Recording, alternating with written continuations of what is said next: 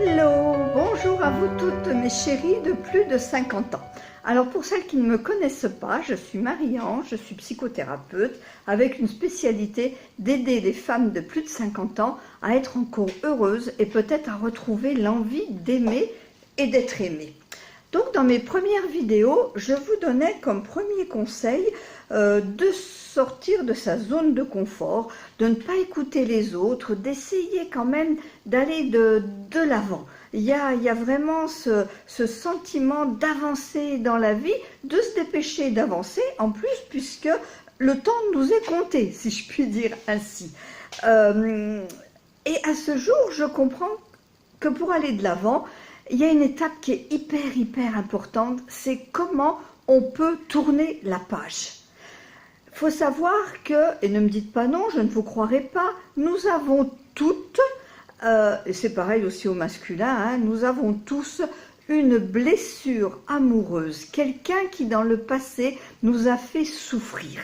Et c'est absolument hors de question qu'on amène cette souffrance avec nous dans une future prochaine relation, ou même si je voulais être plus heureuse, plus épanouie, eh bien ça ne marchera pas si je me traîne derrière moi une série de casseroles.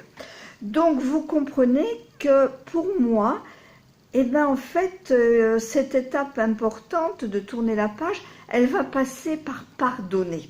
Ah, je sais, il faudrait presque tout un chapitre sur le pardon. Mais combien le pardon a vraiment quelque chose de magique. C'est presque comme si on faisait reset sur un ordinateur et que tout repartait à zéro. Ensuite, je voudrais attirer votre attention sur le fait que nous sommes sacrément conditionnés. Et donc, tourner la page, ça veut dire aussi, à un moment donné, prendre conscience que nous nous sommes formés, forgés, parfois avec des fausses croyances ou des idées limitantes.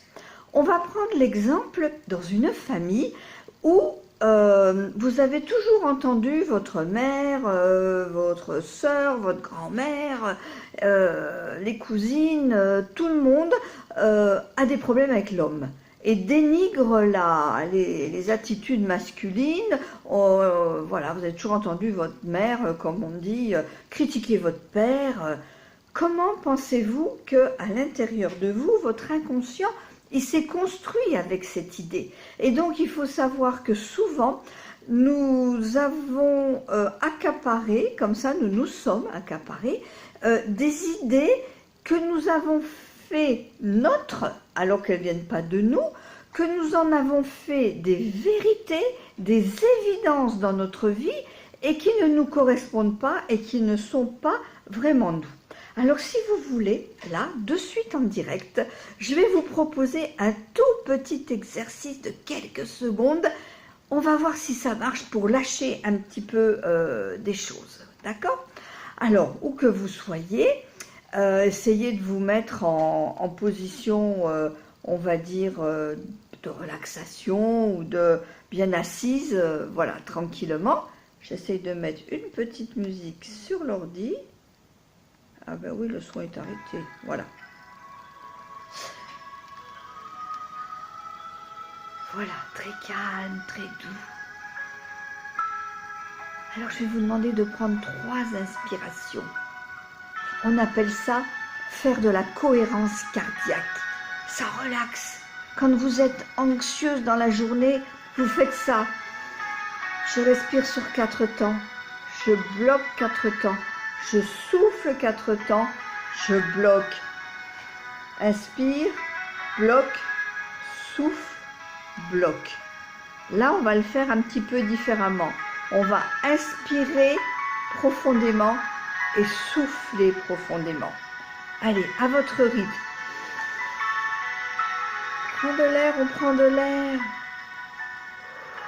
Et on souffle, on souffle, on souffle, on souffle. Allez, encore. Je prends de l'air et je souffle.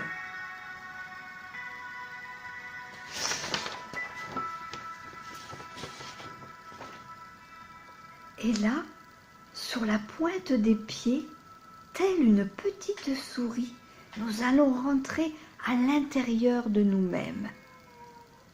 Nous allons aller rendre visite à notre cœur, tout doucement, sur la pointe des pieds, parce qu'il fait son travail, notre cœur.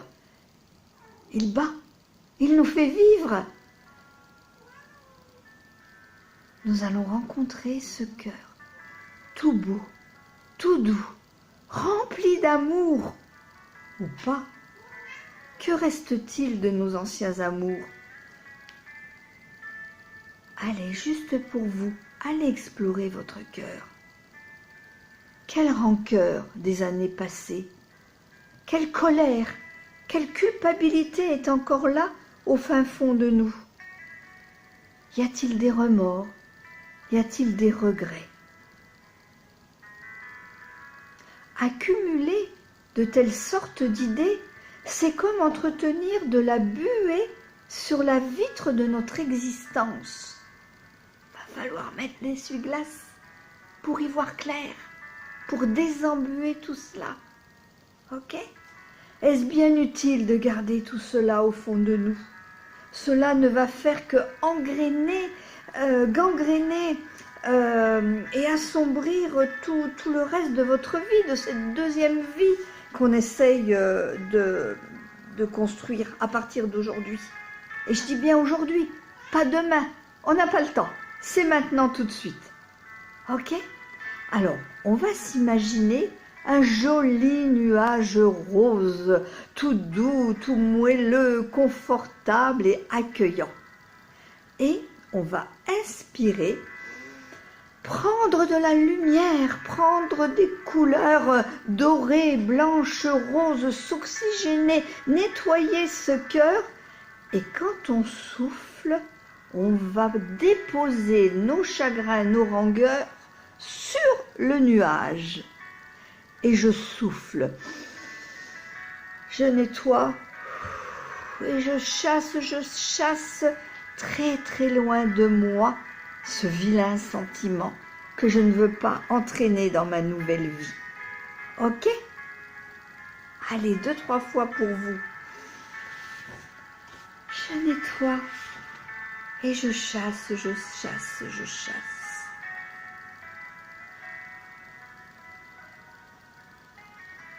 Super. Allez, vous pouvez le faire autant de fois que vous le voulez, cet exercice. Et surtout, on va apprendre aussi, pour se reconnecter au sentiment d'amour, là, au cœur, à ne pas être avare, justement, dans tous vos sentiments. Parce que cela empêche vraiment d'être en bonne santé et d'avoir une bonne énergie. Donc, cultivez vraiment la générosité, cultivez la communication, le partage dans la vie. Par exemple, si vous décidez d'offrir une fleur de votre jardin à votre voisine, eh bien non, cueillez pas une fleur, cueillez-en un énorme bouquet. Quand vous voulez faire un bisou à quelqu'un, mais faites des dizaines de bisous. Cultivez cette ampleur, cette exagération, commencez à être généreuse. Pourquoi ? Parce que l'amour est généreux. Et vous allez voir que comme ça, petit à petit, vous allez commencer à vous reconnecter à ce sentiment d'aimer, ne serait-ce que votre voisine, puis vous-même, pour aller après vers une relation amoureuse. Ok? On se rappelle de ça? On souffle, on chasse, on regarde qu'est-ce qui nous reste comme vilaine chose et on en prend conscience. Et on le sait dans mon jargon de psychothérapeute, que quand on a pris conscience de quelque chose, on dit que c'est déjà à moitié guéri. C'est la moitié de la guérison. Alors c'est tout à gagner, ok? Allez, à vous de travailler un petit peu ça. Et à très bientôt pour de nouvelles vidéos inspirantes. Ciao, ciao!